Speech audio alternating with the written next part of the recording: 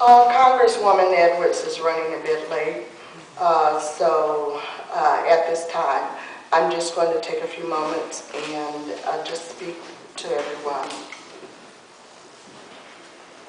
Thank you for your service. They say, as they shake our hands and pat our backs, we smile and we thank them for their gratitude and try to think of something else to say, to talk about. These encounters with strangers happen from time to time, though always on Veterans Day. It's the one time that we can count on civilians, a group from which we came but can never return, to think about us. On Veterans Day, they think of the men and women who march in the VFW parades. They think of their grandfathers, the World War II soldiers and sailors eager to share their stories, and their uncles, stolid Vietnam soldiers reluctant to talk about the war. They think of their aunt, who served in the Persian Gulf, and the neighbor's son, who recently was shipped off to Afghanistan. They think of us as we are in the movies, marching off to war with stolid resolve, assaulting beachheads with quiet determination.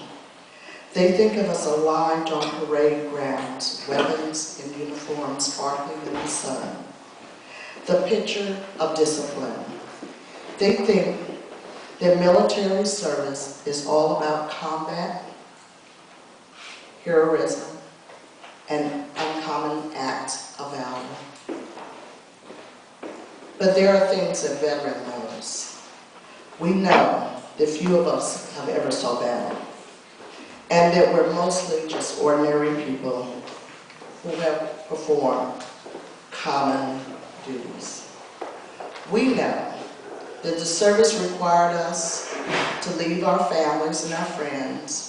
We gave up our ability to watch over our own homes, sometimes going to places beyond the border of the United States, so that we could keep others safe. We know, as veterans, that Veterans Day is about the men and women we once served beside, and we think about them from time to time, and especially on Veterans Day. And when we meet our fellow veterans, we always know exactly what we mean when we pat their back and take their hand and say, thank you for your service. As a veteran, I am proud to have served our country. I went into the service at a time when women had slowed down coming into the service. And it was the wave that women began to again come into our military branch. I'm proud to say that I have 5 nieces, two sisters that have served our country.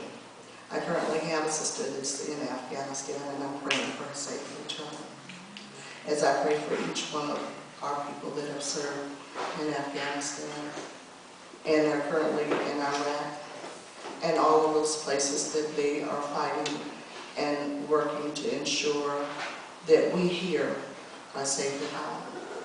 I want to say thank you to each and every one of you who serve our country and who are currently serving our country, because we know, because we are a select group, what this means.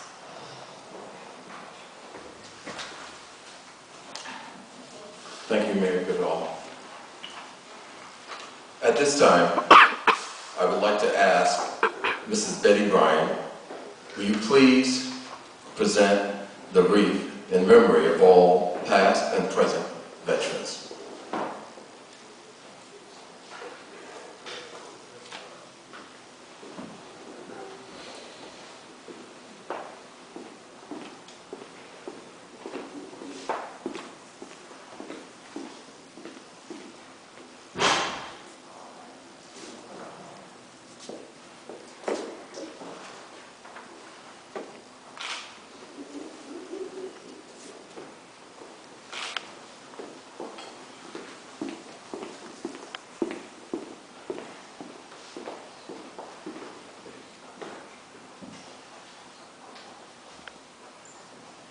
Thank you. At this time, I'd like to ask former Marine Officer Kevin J. Best to honor the departed veterans.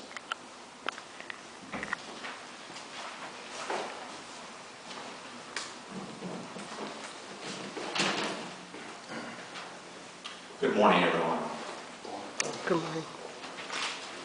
My name is Kevin Best. I'm the town attorney of Forest Heights, and happy to say that I'm a former active duty Marine officer, having served in the infantry and retired from the Marine Corps as a captain.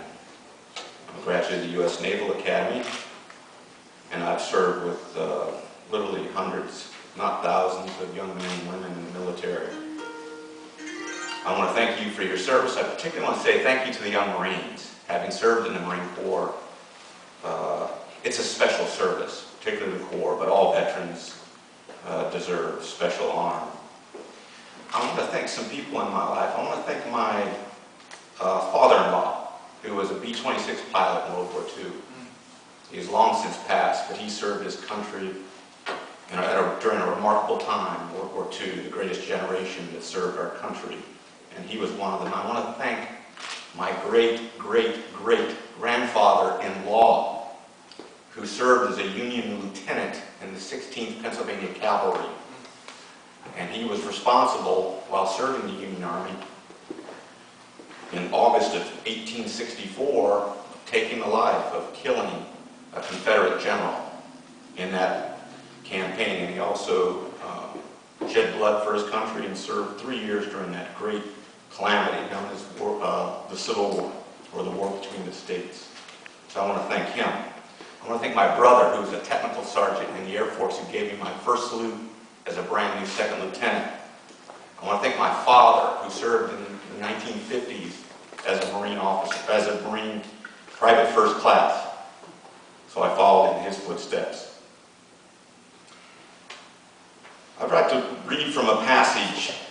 You know, this town was incorporated in 1949, and a lot of veterans served and were part of this town's founding after the Second World War. And I'd like to read a poem that's appropriate for this day, and it states, and I cannot attribute it to the writer, but it states, "Remember, it was the veteran, not the reporter, who has given us freedom of the press. It was a veteran, not the poet, who has given us freedom of speech." And I like this one. "It was a veteran, not the lawyer, who has given us the right to fair trial. And it was the veteran, not the campus organizer, who has given us freedom to demonstrate." I think it's fitting and proper, since this town is a majority African-American community, to recognize all the African Americans that have served their country so honorably. And I'd like to read a tribute to them, and it's entitled "Buffalo Soldiers Earned Recognition." It states, "Freed slaves, the Buffalo Soldiers came out of the Civil War with 23 medals of honor, and then went west to help settle the territory, map area, build roads and army posts, guard stagecoaches and escort wagon trains through hostile Indian country. For their bravery, they won an additional 18 medals of honor. In 1986, Senator Trotter proposed legislation to honor these men. 15 years later, the legislation became a reality. Maryland is the first and only state in the Union having a day that officially recognizes the Buffalo Soldiers, African American soldiers. February 20th, a Buffalo Soldiers Memorial Banquet was held as part of Black History Month. And as I said, my father-in-law served in World War II. I want to give you some appreciation of the sacrifices that took place during that war. National Defense data states that 16,353,659 soldiers, sailors, airmen, Marine, Coast Guardsmen served during World War II. During World War II, 6,454 Marylanders lost their lives.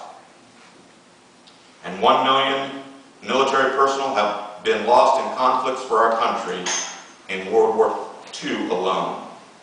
292,131 died in battle.